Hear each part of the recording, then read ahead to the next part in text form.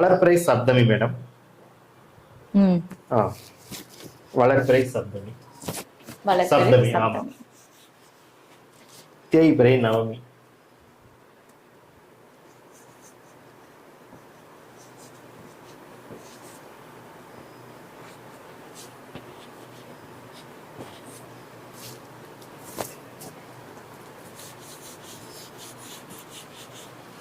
வளர்பிறை சப்தமி, தேய்பிறை நவமி.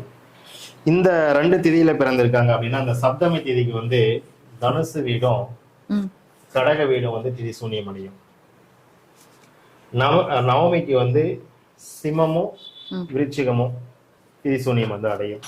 இப்ப அந்த சப்தமி திதியில வந்து பிறந்த அன்பர்களுக்கு வந்து பாத்தீங்கன்னா இப்ப வந்து இந்த தாயினால ஒரு சிறந்த அனுகூலம் கிடைக்காது, அல்லது தந்தையினால ஒரு சிறந்த அனுகூலம் கிடைக்காது, அல்லது 2 பேரும் வந்து ஒரு பிரிந்து வாழக்கூடிய சூழல் உருவாகும். முறையான ஒரு உணவு, உடை, குடிநீர் இதெல்லாம் வந்து அவங்களுக்கு ஒரு திருப்திகரமா வந்து கிடைக்காம கூட இருக்கலாம். அதை சார்ந்த வந்து ஒரு தொந்தரவு பிரச்சனையை வந்து இவங்க சந்திச்சுட்டு இருப்பாங்க. அதே மாதிரி வந்து பாத்தீங்கன்னா நிலம் சம்பந்தமா நம்ம முன்னையே பார்த்தோம், நம்ம அந்த நிலம் சம்பந்தமான பிரச்சனைகள்ல இவங்க நிறைய பிரச்சனைகளை சந்திச்சுட்டு இருப்பாங்க. இப்ப அடிக்கடி இந்த ஏன்னா பிரச்சனைகள் ஏற்பட்டு போலீஸ் ஸ்டேஷன் வரைக்கும் போறது, அதுல போயிட்டு நிறைய ஒரு பிரச்சனைகள் சந்திப்பது, வழக்குகளை சந்திப்பது.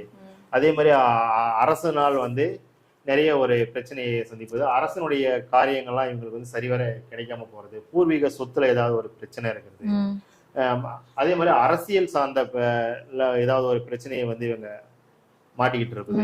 இது போன்ற பிரச்சனைகள்லாம் இவங்க வந்து சந்திக்க நேரிடும் இந்த சப்தமி திதி நவமி திதியில வந்து இவங்க பிறந்திருந்தாங்கன்னா. அதே மாதிரி வந்து நிர்வாகத்துல வந்து ஒரு பெரிய குழப்பம் போயிட்டு இருக்காங்க. இவங்க ஏதாவது ஒரு நிர்வாகத்துல வந்து பணி புரிஞ்சிட்டு இருக்காங்க அப்படின்னா இவங்க நிர்வாக திறமையிலே ஆகணும், இவங்க நல்லாதான் ஒர்க் பண்ணிருப்பாங்க. ஆனா அவங்க மேலதிகாரி என்ன சொல்லுவாங்கன்னு பாத்தீங்கன்னா இதுல ஒன்னும் குறையா இருக்கு, இப்படி பண்ணிருக்கலாம் அப்படி பண்ணிருக்கலாம், அதன் சார்ந்த ஒரு மனவிரக்தி அடையுது. இது போன்ற பிரச்சனைகள் எல்லாம் இவங்க சந்திச்சுட்டு இருப்பாங்க. இப்ப இவங்க என்ன பண்ணலாம் அப்படின்னு பாத்தீங்கன்னா இவங்க வந்து யார வந்து வழிபடணும் அப்படின்னு பாத்தீங்கன்னா சிவத்துதி நித்யா. சிவத்துதி நித்யா. ஆமா, இவங்க வந்து சிவத்துதி நித்யா தேவதையை வந்து வழிபடும் பொழுது இவங்க அதுல இருந்து இவங்க வந்து மீள முடியும். சிவத்துதி நித்யா.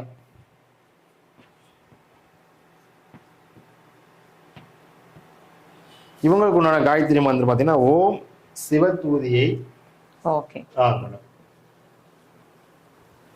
சிவதூதியை. ஆமா, ஓம் சிவதூதியை ஷா வித்மகே. ஷா வித்மகே. ஷா இதுவா? ஆமா ஆமா, இல்ல இந்த ஷா போட்டுக்கலாம். ஓகே. சிவங்கரியை தீமகி. தீமகி தன்னோ நித்திய பிரசோதயா. இவங்களுக்கு நெய்வேத்தியமாக நம்ம வந்து என்ன பண்ணலாம், பனை வெல்லம். இவங்களுக்கு நெய்வேத்தியமாக பனை வெல்லம். ஆமா, செவ்வரளி பூ. செவ்வரளி. ஆமாங்க மேடம்.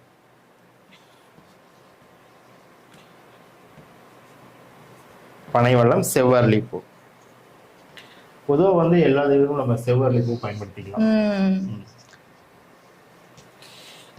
இதை நெய்வேத்தியமா வச்சு இவங்க வந்து இவங்க அம்பாளை துதிப்பாடும் பொழுது நிச்சயமாக வந்து நம்ம சொன்ன பாதிப்புல இருந்து இவங்க வந்து விலகி நல்ல ஒரு நற்பலனை வந்து இவங்களுக்கு கிடைக்கும். ஆமாங்க மேடம்.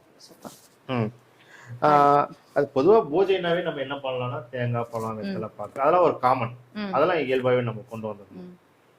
அது நம்ம ஸ்பெசிபிக்கா இவங்களுக்கு நம்ம இந்த மாதிரி அதுக்கான மலர்கள் வச்சு நம்ம பண்ணும்போது சிறப்பா இருக்கும். Okay madam.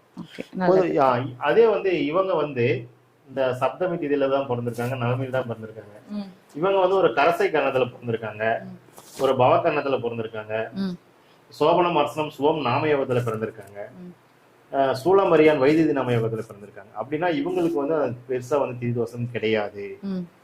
ஆனா இவங்களும் வழிபாடு செய்யும் பொழுது அவருடைய பலன் வந்து மேலும் பன்மடங்கு கிடைக்கும் அப்படின்னு நம்ம சொல்லலாம்.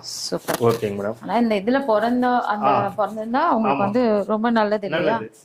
சூப்பர். ஓகே மேடம், நம்ம அடுத்ததுக்கு போயிடலாம். கட் பண்ணி போட்டுருக்குமா? அடுத்தது வந்து இது முடிஞ்சது, சப்தமி நவமி திதி முடிஞ்சது. அடுத்தது வந்து